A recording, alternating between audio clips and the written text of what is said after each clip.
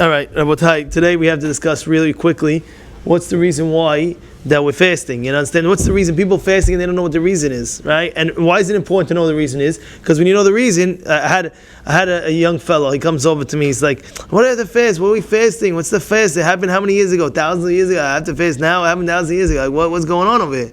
It makes sense what he's saying? It makes sense? He tells me, "Well, what do we have to fast? How long ago did this happen?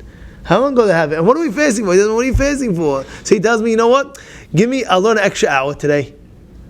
I'll read the whole Tehillim from cover to cover. Just let me eat." It's a true story. Let me eat. He said, "I'll read the whole cover." It's a true story. He tells me, "I'll read from cover to cover the whole Tehillim. But don't let me fast. I'm not fasting." So I tell you, first of all, you have to understand something. Klal Yisrael is one. And that means even if it happened many years ago, it's all one unit. There's no time with HaKadosh Baruch Hu. There's no time, this time, that time. It's all one time. And that's why they always bring down that, let's say for example, the miracle of Purim, celebrate the miracle of Hanukkah at that time, at that moment. Why? Because the Shefa that is brought down every single year at the same exact time. The Shefa that's coming down with the bracha of the miracles, that's happening every single time. And it's the same thing with what? With everything else. And also the Chas V'Shalom, vice versa, the Sarot. And that's why he says, which is coming up close, Mishenichnas Av, Mema'atin Besimcha. Right? What's the pshat? Mishenirnas Adar Marbin Besimcha. Why? Because the Geula was by Purim, the Geula was by Pesach. So therefore, Marbin Besimcha. Go to court case that time. That's the best time to go. Av, not the best time. Postpone the court case if you have a court case. What's the pshat? Because the shefa of that is coming down.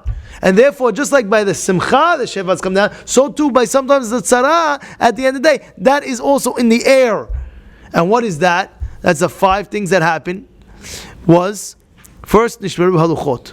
What was the Nishbaru Haluchot? We know it's brought down in a Mishnah, in the last Mishnah of Masechet Ta'anit. It says the 5 reasons. What's the 5 reasons? Shiva Asar Tammuz. What's the reasons why we fast? First reason is Nishbaru Haluchot. Moshe Rabbeinu comes down. He sees after 40 days and 40 nights, boom, falls. The egel. They were doing the egel, broke. Isn't that something to fast upon? Is it something like this is our life? What do we say every day in Arbit? What's our longevity? You want to live long, yeah? How do you live long? What's the recipe to live long? Of course, you have to take care of your body. But what's the recipe? If you're taking care of your body, you're doing everything. How do I live long, Rabbi? How do I live long? You're taking care of. We're not taking you abusing your body. If you're abusing your body, something else. You're this, that. You're taking care of your body. You're eating. You're healthy. You're not overeating, and you're not fussing, and you're not. You're doing what you have to do, right? You're not on. You're healthy. How do you live long? It was very, very simple. Learn Torah. Kiem hayenu ve'oreyamenu. Orech. What does it mean? B'minah. What does it say? What does it say? Orech yamim b'minah, oshe v'chavod b'smolah. Meaning to say, person learns Torah, right? What is it? B'smolah, oshe v'chavod. Orech b'minah, b'smolah, oshe v'chavod. You have everything. They have a whole package. Look, Rabbi Yosef, Baruch Hashem, look, he passed away. Baruch Rabbi Yosef. In the beginning, he learned Torah through Oni. He didn't have money. He had 0. At the end of his life, he came osher v'chavod, like the pasuk says. Bismillah, Osher v'chavod. He got the most honor, the most wealth, the most this, the most that. How? What? It's not the Torah. The Torah automatically fights for you. The Torah in Shamayim comes after you, and he fights for you to have beracha in your life. You need beracha, I got you. He goes to Hashem, this guy is learning my Torah, go help him out. Give him money, give him parnasah, give him kavod, give him this, give him that. Sometimes a person has to schwitz it out sometimes. It's not going to come like this. You have to learn. And of course, long life. And now what happens? Our life, which is the luchot, all of a sudden it breaks. You're not going to collapse with that? You're not going to collapse? You're not going to go crazy? It breaks. The luchot broke. It's not enough to fast every year? Yes. Shiva Asar Tammuz, we fast because of that. Luchot broke. Our lifeline broke. Yes, fast. The next was Tamid. What was the Tamid? Years later, we bring a korban every single day. Which means, make a keves in the morning, make a keves in the afternoon. Which is the korbanot. That korbanot is a kapara for us. When you're doing it, mechaper.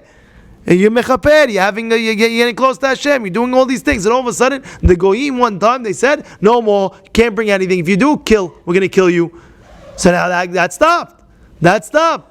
So So now, one of the korbanot, every single day, we couldn't do it anymore.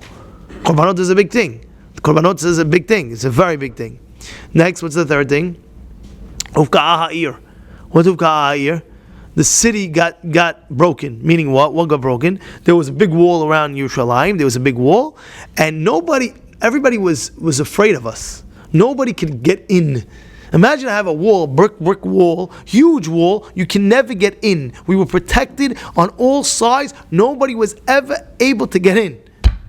And all of a sudden, boom! One wise guy, they were pushing all the whole army, and they broke down the wall. Wow, that's a big avla. That's a big what just happened over here? You are you serious right now? You're breaking into territory, and then through that, other things led.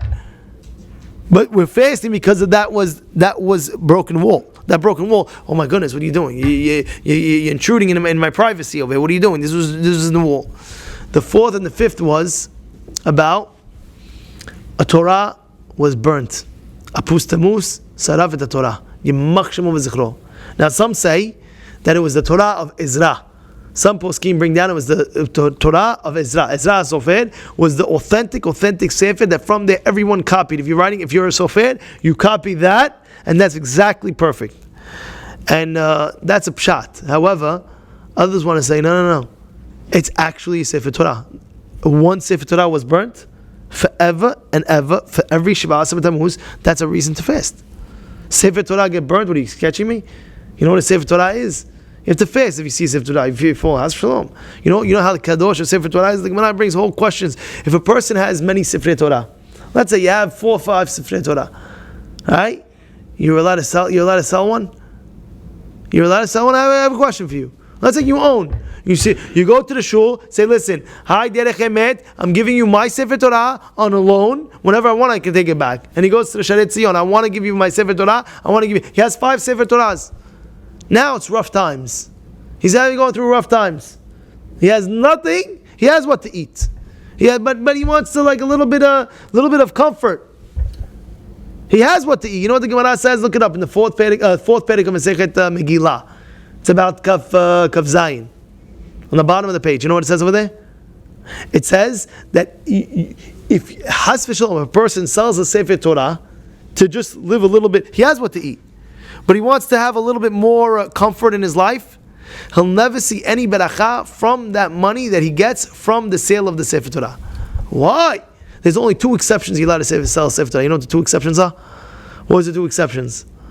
One is, if you need to get married. You're allowed to sell it. You need to get married, I need to find that, you're allowed to sell it. What's the next thing is? If you need money to learn more. Let's say that's it. You have no money to learn anymore. Let's say Has v'Shalom, a person is done. You have extra Sefer Torah. Sell Sefer Torah.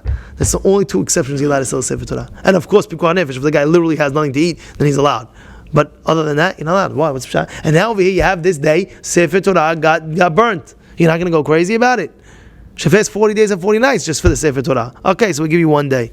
You know what I'm saying? 1 day. So do it. Do it with Muhammad. I'm very happy. You know, no problem. You want me to fast 1 day? I'll do it, no problem. You have the Luchot and you have the Sefer Torah. Both in one day.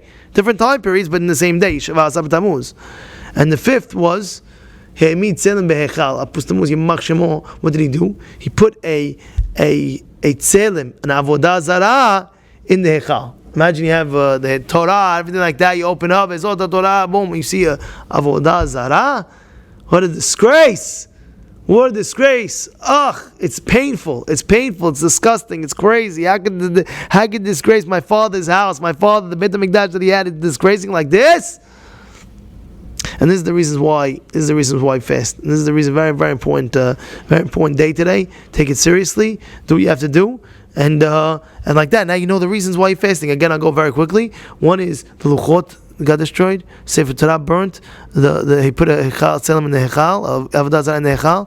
The Huvkah, they broke the wall of Jerusalem. They invaded us. And the 5th was the Batel Tamid, the Korban. We had to stop the Korbanot.